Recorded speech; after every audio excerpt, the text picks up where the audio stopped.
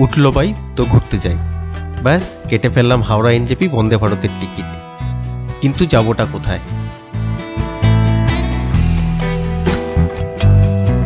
ঠিক করলাম সুখিয়া পকরি থেকে 7 কিলোমিটার দূরের একটা গ্রামে যাব। আজ আপনাদের দার্জিলিংয়ের সেই নতুন অফবিট জায়গার খোঁজ দেব।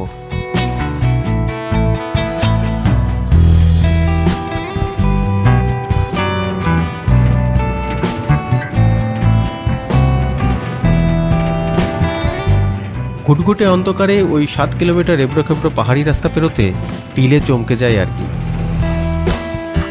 হোমস্টেতে পৌঁছে স্বস্তি, আর নিজেকে বলছি কি প্ল্যানটাই না বানিয়েছিস। সকালে উঠে তো অবাক, আরও একবার নিজেকে বললাম সাব্বাস, কি প্ল্যানটাই না বানিয়েছিস।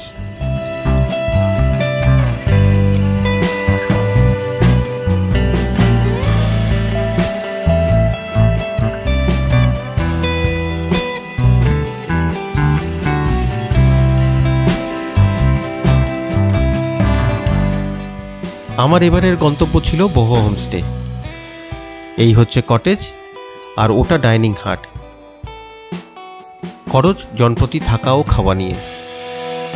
সবজি সব নিজেরাই চাষ করেন। আপনি চাইলে স্ট্রবেরিও গাছ থেকে তুলে খেতে পারেন। আমি কিন্তু শুধু ছবিটাই তুলেছি।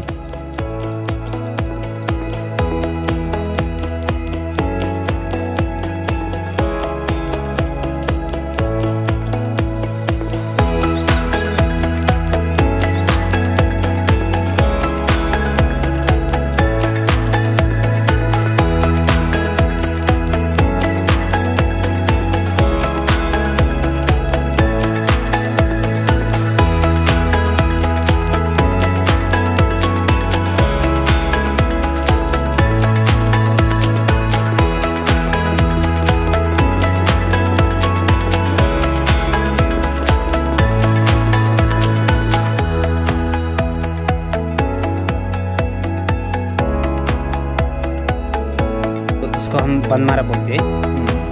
ये इधर का सबसे बड़ा मेडिसिनल प्लांट। हाथ में कहीं भी चोट लग गया और कहीं से भी ब्लीडिंग हो रहा है, ये ऐसे मसल के वो ब्लीडिंग जहाँ पर हो रहा है वहाँ पर लगाने से जल्दी ब्लीडिंग भी रुक जाएगा, ब्लीडिंग भी थम जाएगा। और ये बहुत एंटीबायोटिक का गुण होता है सर इसमें।